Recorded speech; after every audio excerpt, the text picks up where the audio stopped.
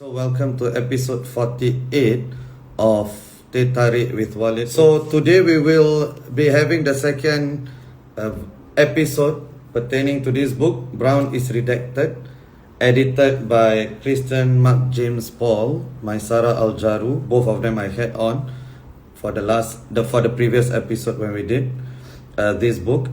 And we will be having the other editor today, Myle Yan, hopefully I pronounce his name right, and Bhing Navato. And they both have extremely interesting stories to share, so I will wait for them to come on. I think Yan is here and I will add them. Before that, just a couple of announcements. Firstly, all of our episodes are available on YouTube and Spotify in case you prefer. All thanks to the brilliant work of Steffi. So please check us out on YouTube and Spotify. And secondly, buy this book. Today is the last day you can pre-order. And if you pre-order today, you will get a complimentary ebook for this Brown is Redacted book. You'll get the hard copy and the complimentary ebook. And you will get bonus readings by Christian and Yan. Okay, so you can still order after this, of course, but today is the last day where you will get these complimentary perks. So please order as you listen to this, and I promise it's only $25. So support local authors, support local publishers, and it's really an easy read. Sometimes it's a bit discomforting. And some of the analysis here quite sharp, especially Hazira's chapter. So check that out. Okay, Hello. thank you so much for Hi. coming on tonight, and thank you for the book as well. It's a fascinating read. I'm sure a lot of effort was put into this. So maybe before we start, maybe the two of you could introduce yourselves a little. So introduce what's pertinent about yourself, and also if I could get you guys to share your own race, or what you understand race to be from your perspective. Okay, so Yan, you want to go first? Oh yeah, sure. Okay. I'm Yan. He, him, his pronouns. I'm a playwright, writer, actor, director. Work in a couple different mediums, like plays, novels, nonfiction, and comic books. And was there anything else to that? The first part of that question, Walid? Your race? Oh, my race. Okay, Yes. yeah. Since Maybe there's a reason usually I don't forgot. ask people what's your race. I think it's quite pertinent to this discussion. So I'm half Chinese and half Sri Lankan. Okay. Half Yeah. Sri Lankan, half Ceylonese, you mean? Yes. Yeah, okay. So See, normally, just, so I say Sri Lankan because that's normally what people understand. When I say Ceylonese, then they're like, what's that? yeah, so interestingly, I mean, just a fun fact.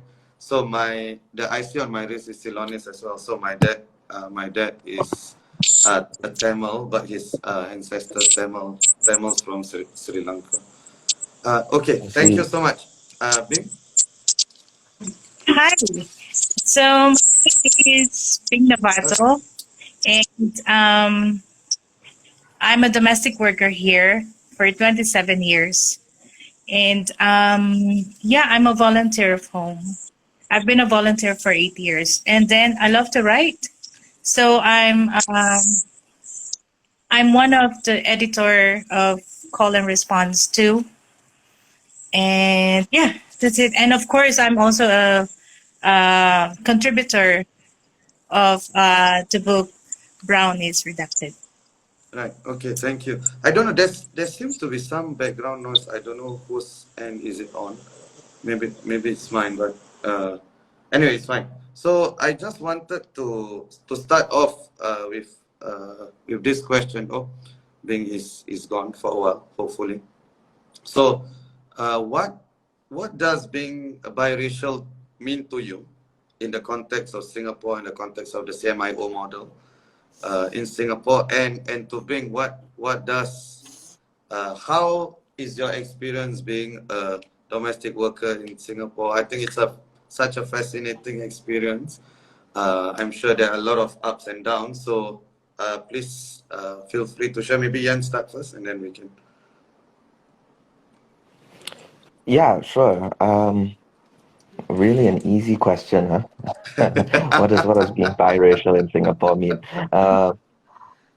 I think, well, in terms of,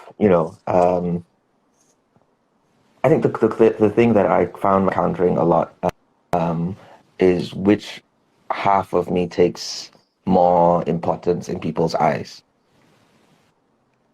Um, and I think that's the simple way to that is that if I say I'm half Ceylonese, half Chinese, and my mum is Ceylonese and my dad is Chinese, the question is always, when did my mother's family come to Singapore? It's never when did my father's family come to Singapore. That's always assumed to have been here for a long time. Right. And I think it's a question that gets at what's quite innate about what we take as native to Singapore, which is not even true, right? I think that's one aspect of it, and I think also because I'm, visually not, I'm not visually Chinese. I don't Yeah. present Chinese, and so that always leads to some fun questions. The one that I get the most frequently is what are you? And that's I'd get that in secondary school, I'd get that in junior college, and I'd get that in the army as well. As if the what and that's something that I have to explain. I have to describe my what am I, not who am I, but what Right. am I. And Right. the only thing they're interested in, what they're really just trying to get at is the ethnicity. And that was very funny when I was in the army because my name tag had Teh on it. Mm. And so that led to a lot of confusion. And once I was dealing with some cadets and they were all in the corner and they were like huddling at the pull-up bar and they all kind of like motioning over to me, and then they kind of like shoved one guy over. He came over to me. He's like, "What are you?" Um, Somebody said, but very yeah, handsome. Wait. But why is that a but very handsome? Just be very handsome. that's my girlfriend. Don't listen to her. She's Oh. Okay. Then I shall not get involved in a domestic dispute. Yes.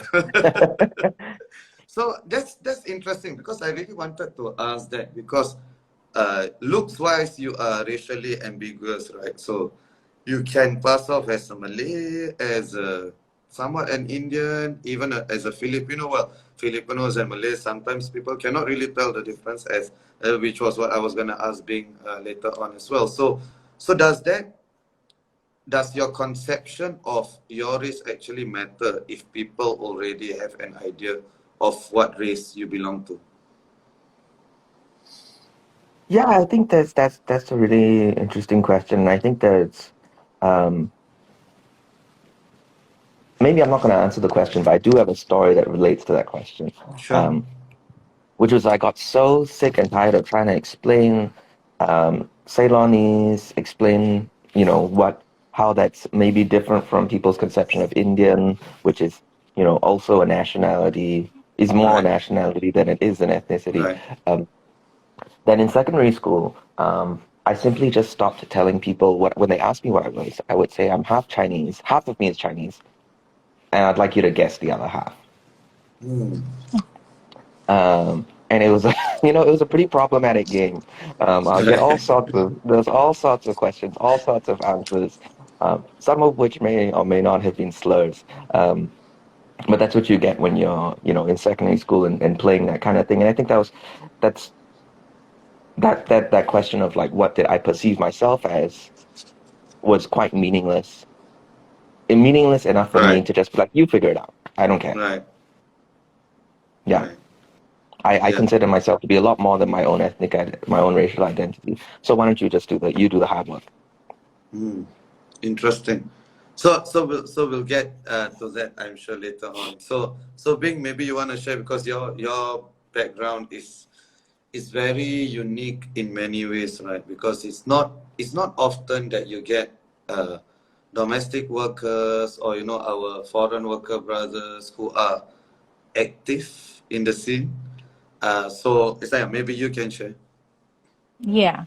But yeah, first of all, I just want to say that I've seen you personally, during the book launch of Miss Anthea Oh, Ong. You were okay. seated in front of me. Yeah, yeah. Oh, was I? So Okay, okay. yeah, when I saw your like when they told me that you will do this interview, I'm kind of like excited. Okay. Yeah. Yeah. Me too, So me too. yeah, so yeah, I started this volunteering 8 years ago, and that's the time when I started to be active in writing. And yeah, I started with poetry. So I used to be just like a normal domestic worker, and I'm blessed enough to have very good employers all these years. So in 27 years, I had 13 employers, and I always say that to people when they ask me if why I stay here for so long. I said because I always meet the right people, the nice people, you know. And when I started volunteering, uh, I listened to different situations, experiences of domestic workers, of my fellow domestic workers. And, I never heard those stories before, but, hearing it firsthand, I, I really don't know how to deal with it. I was really affected at first. That's how I got into writing because I want What to are those stories, Bing? What like stories are those? the abuse of domestic workers, like how they were treated. There are many employers who were like who mistreated their domestic workers, and sometimes they ignored they ignore verbal abuse, but I think this is the common cause of stress and depression of domestic workers. And yeah, listening to them was like at first I used to cry while listening to them, and I get angry. But they said that you cannot just rant on to people on Facebook and say this and that because you will get into trouble, right? So I just want to do it in a creative way where people can understand us or understand me on like bringing awareness on how to treat domestic workers right, you know, because I've heard uh, some kind of physical abuse, sexual abuse, verbally abuse, like employers telling their domestic workers how stupid they are, that they need to go back to their own country, and and just stay there. If you cannot handle the situations here, then why come here? You come here to work, so you're a slave. And there are Right. some words that I will treat you like a robot. So basically, like some employers will do that. So those are the things that that got me into writing. I started my first poem. I titled it Sacrifice. And then, some uh, uh, government agencies, like in other countries, notice it and use it, like, in their website to just bring awareness for migrant domestic workers. Yeah. Okay. Thank you so much, Bing. It's amazing work that you do. I really Thank am you. in awe of what you are doing. It's really courageous. Can I ask, where do you see yourself, if at all, uh, in the racial discourse in Singapore? So are you in the CMIO model? Do you think there is space for you, or does that model, it doesn't affect you at all, you think? Which one? The That the Chinese, Malays, Indians, others. So do you what do you see? How do you understand race in Singapore for you?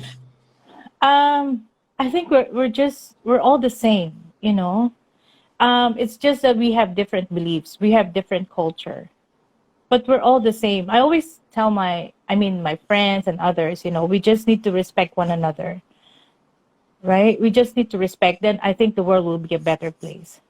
Respect each other's religion, respect each other's belief. I think that's the most important thing because we're all the same here. Yeah, That's what I always believe. absolutely. Well, ideally that should be the case, right? But do you think you are treated the same racially? Maybe because of your status as a domestic worker. Um, okay. I will answer it in the story to just like Yes, Yan. carry on. It's Yeah, because storytelling time. Yeah. I've seen I've seen a book like in Hong Kong, like Filipino. The way they define Filipino is like the picture is helper or domestic worker. That's how we are viewed. So when we go outside, like, oh, that's a Filipino. They will know. Filipinos talk like birds. They're very noisy, What? like birds. I haven't heard that, but Yeah, there is. is that common? Is that a There- common stereotype? Okay, okay. yeah, because when you see, like we talk really fast, I think. I mean, but yeah, that's how that's how I think some people see us. I think that's why like the poem that I contributed to this book, Brown is Redacted, is about a love story between migrant workers. Migrant workers, yeah. Right. Yeah. Thank So you so much. because And I always I believe that yeah. that's how they viewed. Yeah. Yeah, I really think that for our country, for such an economically developed country, we have gotten many things right. But one of the biggest blots, I think, on our consciousness, national consciousness, is how we treat our migrant friends. I really think that is something that we should be doing so much better. And I don't mean that just at the governmental level. I really mean that at the societal level in terms of how we see people, how we see migrant workers, how we see domestic workers. So thank you so much. So Yan, so I have a question because you were from Yale NUS, right? Class of 2019.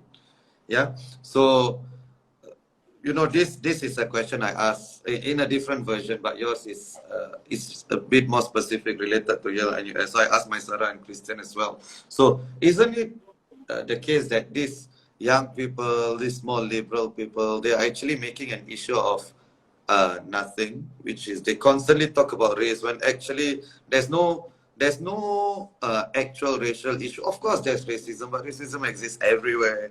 And why are you making race such a big deal? Especially these liberal Yale and US folks, right? Always causing trouble, stirring the pot, right? So how will you respond to that, Yan? My response is you caught me. You caught me. I'm a Western agent. I've actually never been to Singapore. No, I think it's yeah. I think part of what that school did for me was make me understand how I could engage with these issues in a different way. How that there are other ways to engage with it other than deflecting. And I think that's what this project of this book is, right? Is what does it mean to go beyond what my past was, which was very often sidelining it. If people ask me questions about it, moving aside, just pushing it to the sidelines, not really wanting to engage with it because I just found it so heavy and so depressing. And then I was, in mostly environments where I was able to do that, where the way people were viewing me was affecting me in social ways, but it wasn't affecting, say, employment or other more material matters, right? But I think that's what one of the biggest things I took away from that school is that sometimes you just telling your own story is a valuable thing. It's a valuable thing for the self. It's a valuable thing for other people to share in it and have that. And I think that's what a big part of the project of this book is moving away from deflecting and into reflecting and not in a way to just sort of, okay, here's the problem, here's the problem, here's the problem, here's the problem.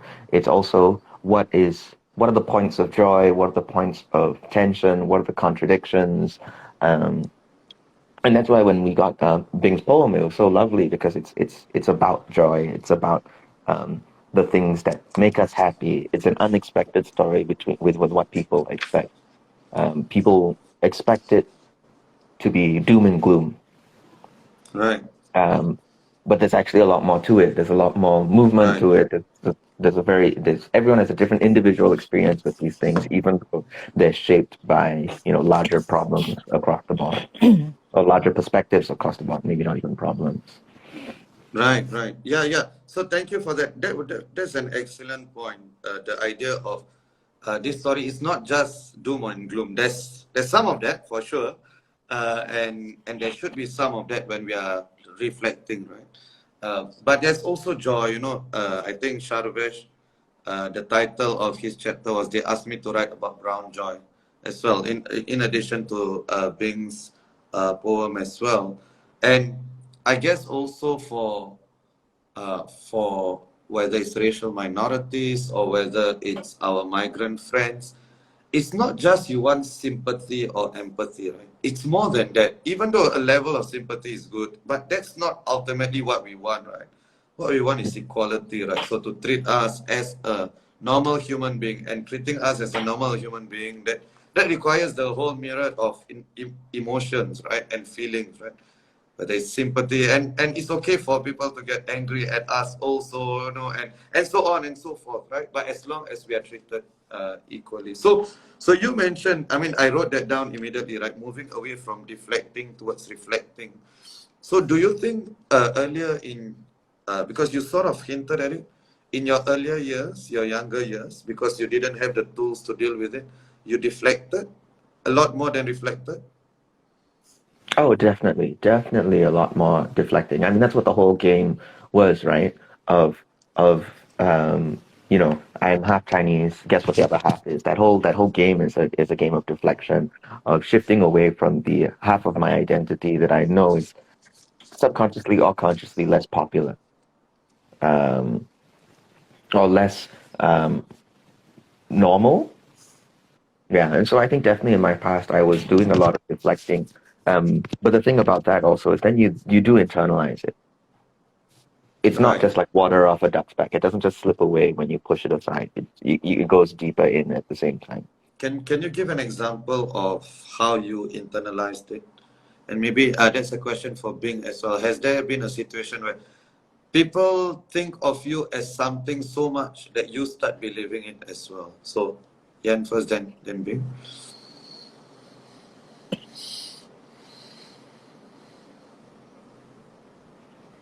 Hmm.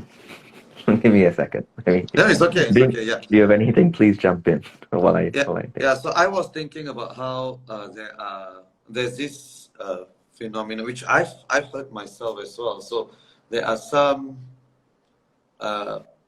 quote unquote Malay elites, right, who refuse to be associated with other Malays, for instance. Or I'll hear this from, I've heard this myself from at least a couple of people, at least, but there are many more. They would say, "Oh, don't play football." They would tell their children, "Don't play football because I don't want you to mix with the other Malays," for instance. Coming from Malays, that's an example of internalization of these stereotypes themselves, right? Um, so yeah, I mean that's off the top of my head. I can think of that. Yeah. So Bing, do you have anything you want? Yeah. Yeah, they used to say that, if you're a domestic worker, you cannot do anything anymore. You're just a domestic worker. You know, like Filipinos, most Filipinos are, the Filipino women are domestic workers. And yeah, before it seems like that's why maybe I want to change that perception to us about us. That's why I want to try my best. Like, I'm not just a domestic worker, you know, because before, if you think about it, and not only I'm not speaking about myself this time, but there are many domestic workers who will say, I don't want to do this. I don't want to take courses, that can that I will learn new things because I'm just a domestic worker. So what else can I do after this? I will not use that knowledge anyway. You cannot be thinking that you're a domestic worker and you're just like that. You only need to clean the house. And many employers do that too. You don't need to learn new things. You come here to work. So you just work. You want to earn money, you work. You don't do any more, like rubbish thing, like you want to upgrade for what, you know? So that's normal things that we hear. And that's why, I told myself that I just want to change the perception of these people, that many domestic workers has knowledge about other things. Like, I can do this, I can do that. That's why when some people, like my employer asked me, because I'm new to this family, I've been working with them for 6 months. So they like, who really are you? Like, who are you? And then I said, I'm a domestic worker, but I need to do some other things because this is something like, a passion, and I just want to help others, and it leads me to this. Yeah. Thank you so much. So at the end of your poem, there's sort of a blurb about who you are, right? So Bhing Navato loves writing poems. At 49, she is a grandmother of 7. 7, She's yes. 7, amazing. And she's a single mother who has been working as a domestic worker for 26 years here in Singapore. She's also a help desk volunteer with home, helping her fellow migrants. Really inspiring stuff. Thank you. And I wanted to ask you also, you've been here 26 years, right? So Yeah. over the years, do you see shifts in how Singaporeans perceive foreign Yes. workers and domestic workers, and for better or for worse, and which periods were better, which periods were worse? Worse was before. Like, I came here in 1995. So the time, I don't know where to get help. I don't know. I don't even know, like, if I was abused, I was verbally abused. For me, as long as they give me my salary, I don't have off days before. I did not go out for like 8 months because I have salary deduction for 8 months. I only receive $20 a month. And the time, like, I'm okay because I really don't know. Nobody tells me what to do. What are the deductions for? Or why? Salary deduction, it's the agent fee. Why? Oh, sorry. So Yeah, the agency agent fee. fee. So initially you only got $20 a month. $20 a month. Yeah, last time. And until now, it's still happening, though. It's still happening. Wow. And that's one thing That's that we really want to exploitation of improve. labor, isn't it? It's true. Yeah. It's true. It's true. Yeah. Yeah. So, yeah, for me, okay, I forgot the question. No, sorry. So the shifts in perception. Oh, yeah. So recently, I think when I started volunteering, I think after 2 years, maybe 2017, I think 2018, I was invited to do a presentation as MU. It's like, I presented the situation of domestic workers. So from then on, I started to meet people, the younger generation. So it's getting better and better because a lot of younger generations are now concerned about the situations of migrant workers here in Singapore. Even the male migrant workers, the domestic workers. I think there are more and more people who are getting concerned about about our situation. They want to correct. They want to do more good deeds for us. That's why there are more NGOs now, and there are more projects for migrant workers here now. And yeah, I'm very happy because it's happening. And yeah, so it's getting from last time, there's nothing, but now there's like a lot. So it's getting better for the situations here. Okay, thank you. At least it's an optimistic outlook. At least the trajectory is better, right? So just a curious question. Out of after 2011, did you notice that there was some anti-foreigner sentiment, or you think it didn't affect the domestic workers? And I mean, the situation of domestic workers is always the same ever since, Right. And I think it's because we're not part of the labor law, Right. So but of course we have basic rights, and it's been always the same. I mean, I think it's the character of someone's like employer, and if they will not change, no one can change them. Right. Okay. So there, I think for me, it's still, it's the same. It's the same. Okay. Thank you. Yan, you have anything to add? Yeah, I guess going back to this question of how it's internalized, Yeah. right? I think, I think that was most prevalent for me in secondary school, when in my class, there were three brown boys among the class, and people in the class of about 20. And someone once from another class asked, "What's the difference between the three of them?" And that's just a hilarious question, right? So often, I remember these stories, and it's just so funny that someone would even think to ask that question, and not even for a second stop to think maybe I shouldn't say this out loud. Yeah. um, but I think what that did in that classroom space is it made me develop an antagonistic relationship with the other two, Right. particularly one of them who everybody said we looked exactly the same, Right. which was Because not. you were what? You felt you were competing for the same attention from the same crowd, or what was it? It just felt like I was losing my identity, right? I was existing in relation to this other person Right. to the system, and I was not part of it, right? Um, and of course, that doesn't excuse. I mean, what I'm saying is, I was essentially bullying this boy, um, Right. and I think it was driven by that. It's not really an excuse, right? I should not have been relating to him that way, but I also did not have the tools to understand what was going on in myself and to why I was very instinctually annoyed at this boy very often, Right. right? And how in some ways I felt like we were losing ourselves in each other. Right.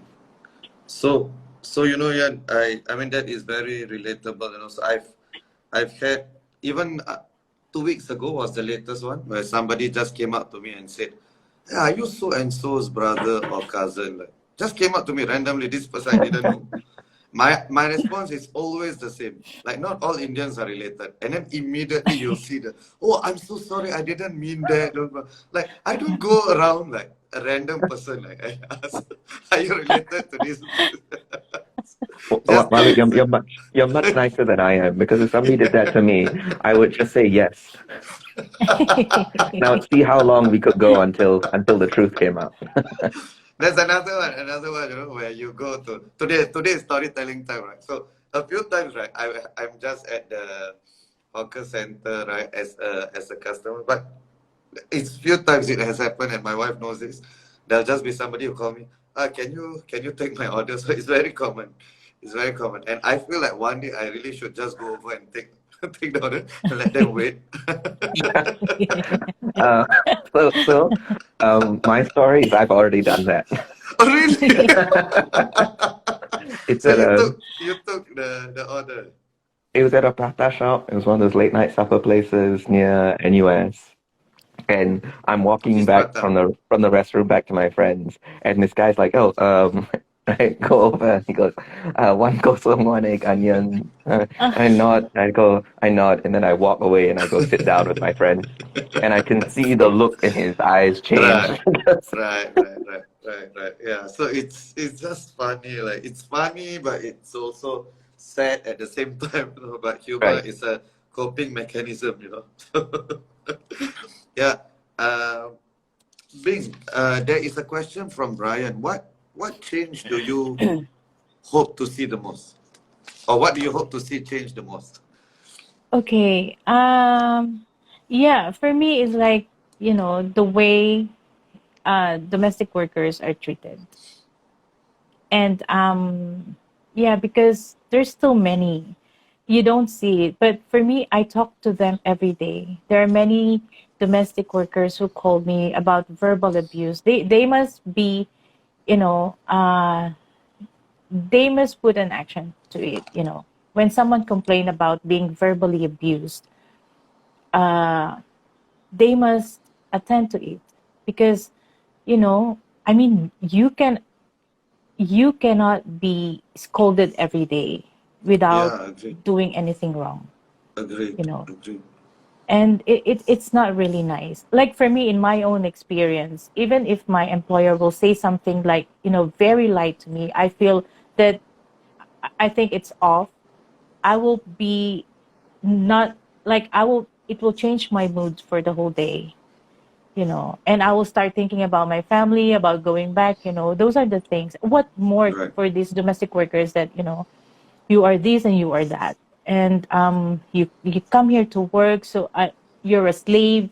Those are the things. So I really hope that they will change it. They will change it. I mean, there's You, so you, many you things mean that you mean the government will change employers, the laws, or the govern employees themselves will, yeah. yeah, there's Right. so many things that I want to change. I really want to, like, there's so many requests that we want to change, especially like the off days. Can I talk about the off days here? Like, Yeah. Carry on. next by next year, I mean, it's a, you know by next year they will do the compulsory off day for domestic workers, Yeah. and Once a many month, domestic right? workers, yeah, the once a month.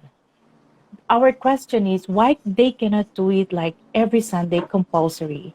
Because if you don't go out for 1 week, you keep working for 1 week, what will happen to you? I mean, Agreed. we are all workers, right? You work, you go Agreed. to work, you go to school. Yeah. If you don't have a rest, then what will happen to you? How is your Yeah. mental Agreed. health, right? So Absolutely. I just hope that it will change quickly. I mean, it cannot be just one compulsory off day, and it can be changed, like, I mean, it can be like 2 half days. So what is really the 2 half days? Like from what time to what time? It can be like some employers will give their domestic worker like 2 hours this week and next week. So they must change. They should change it. I hope they will listen, because they don't listen to domestic workers. They don't talk to domestic workers. They talk to employers. Yeah. So I just hope that it can happen. Right. Yeah. I hope so too. I hope so too.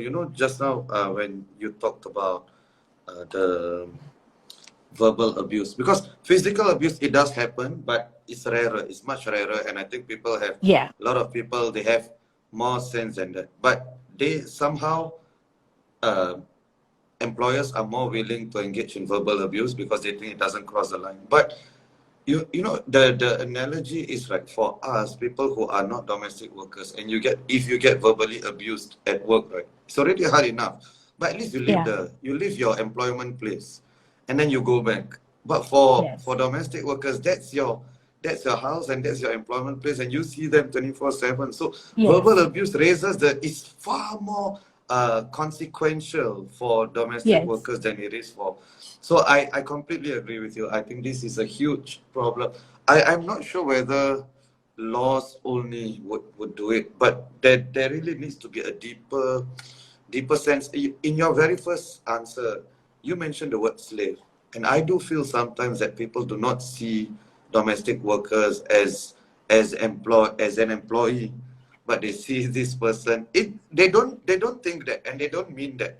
But the way they act actually is as if they own that person. And I think that there needs to be a huge mindset shift. I don't know how, but there needs to be a huge mindset shift. Yes. Yeah. So I think the once a week day, I think that's something that can be done, or at Yeah. least can be pushed for, I think. Yeah. And it came out last year, and it needs to be, it needs to happen after a year. I mean, why, when our employer employed us, if they say no off day means no off day right now, you know. Yeah. But what is why they need to prepare? What is, I Right. mean, it's just a matter of like talking to each other, like just commit on some things, right? And yeah, it will be better. Thank you. Thank you so much. So Yan, I don't want to ask you as the editor. I don't want to ask you which is your least favorite chapter. I want to ask you what is What is your favorite chapter other than Bing's poem, of course? What is your Oh man, that's a very tough question. I mean, there's a lot of great work in there. I think Firdaus's poem is wonderful. Hmm. Um, that's one of them. I thought the interview, the a little bit more experimental one, the interview with the rapper. Ah, Uh, I really like that one too. But I have to say, one of my favorites. Just because of the purity of it and the simplicity of it, is well when we were doing this project, we did an open call. Um, and we did an open call specifically for um, young Singaporeans or young people living in Singapore under a certain age. I can't remember. I think we said 17 or 18 or something like that. Um, and we got a lot of really, lovely responses, and I wish we could have printed them all, but there's like the amount of space and also the texture and pacing of the book. Um, but one of them really just clicked with me, and it's from this very young boy. I think he's 11 or 12. Um, oh my gosh, I wish I'm like blanking on his name right now. I think his name is Ashwin. Um, and it's just him talking about being what being brown in Singapore means to him as like a primary school student. yeah. Ashwin Ram Saravanan, right?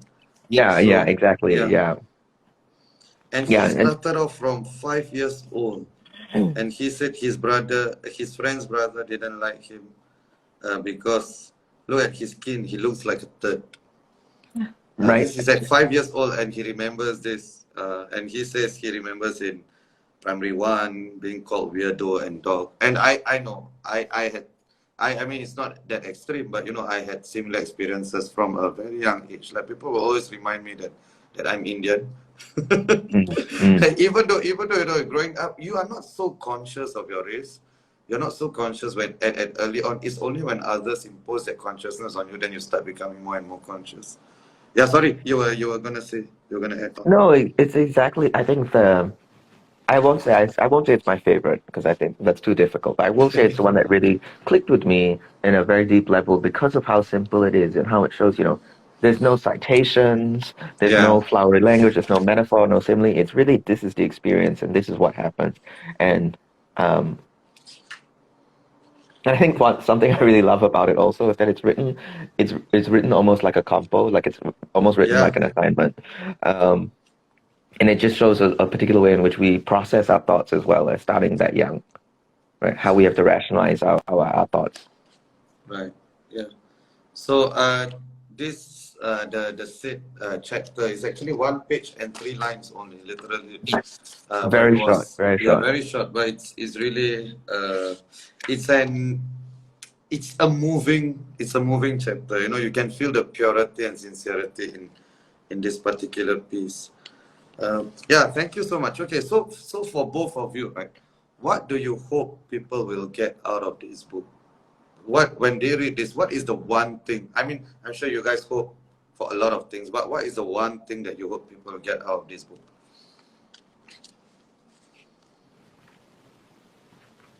Bing, you want to go first, Bing? Like for me is to understand, you know, what is.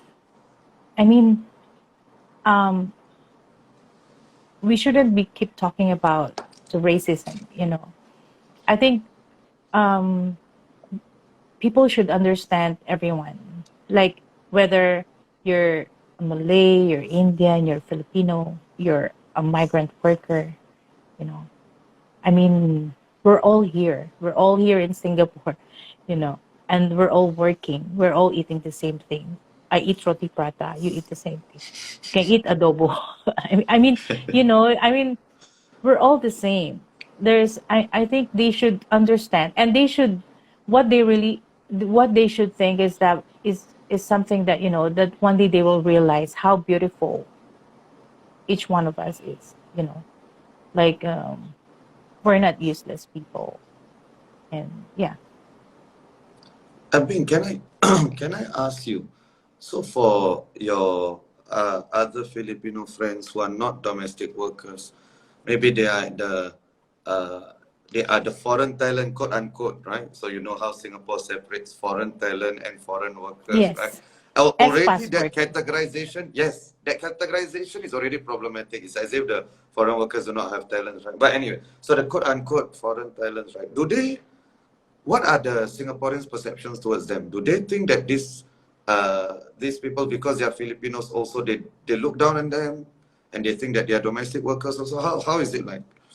I think for I have a lot of friends who are PRs, who are SPAs working here. When you say SPAs, the way we think about it is like professionals. Yeah, So I think they're okay. I mean, compared to expats, no matter like my friend said one time was like, no matter how intelligent I am, no matter how smart I am, but I cannot get the same salary as your employer. Because they're white, they're expats. I think that's how they perceive it. right. So there's still white privilege, even I here. know. Yeah, They yeah. told even my own employer said that. Right. Just Okay. because I'm white, yeah. Yeah. Thank you so much. Thank you so much. Yan? Yeah, in terms of what I hope people get out of this book, I think Bing put it so in such a lovely way already. I think um, what I'm hoping people get away from this book is that people are a lot more than their surface level identity.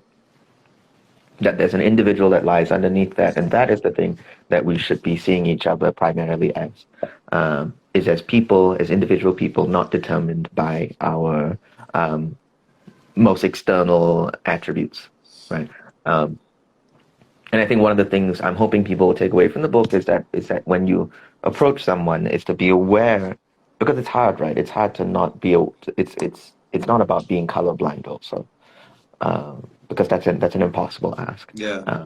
It's about being aware of what am I bringing to this interaction? What am I bringing to this relationship?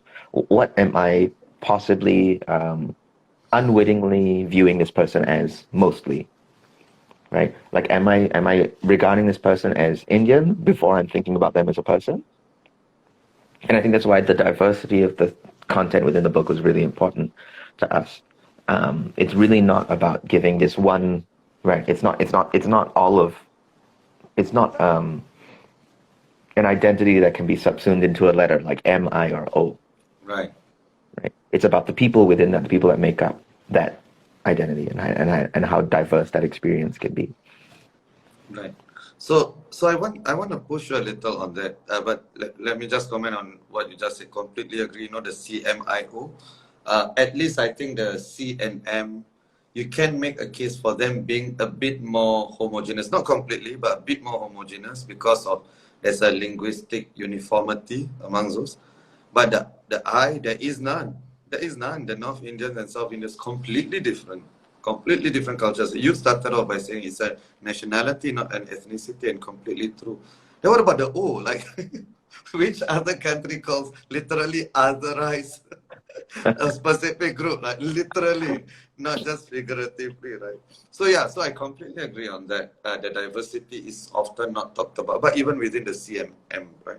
But if I were to push you a little, right, if the focus is on individual level identity, so I just saw my Sarah and Prof. Lavi just joined us as well. So if the focus is on individual level identity, then what is the utility of the category brown? Why talk about brown as sort of a uniform identifier if your focus is actually to make people realize that there are individuals beyond this? But wouldn't you be contributing towards the homogenization of brown people, which Right. your not your classmates, the people from the other class say, oh, those three people. What actually is the difference between them? Yeah, I guess that's a great point, Walid, and I think that applies to people who stop at the title. Will be able to be like, yes, it's a singular thing, right? But Right. actually, well, it's not even people who stop at the title, right? Already the redacted in it, Right. right? Suggests that there's a little bit more to it. I think that's very much like the individual. That was the project that when, because this book was originally a play, and that script is included in the text, right?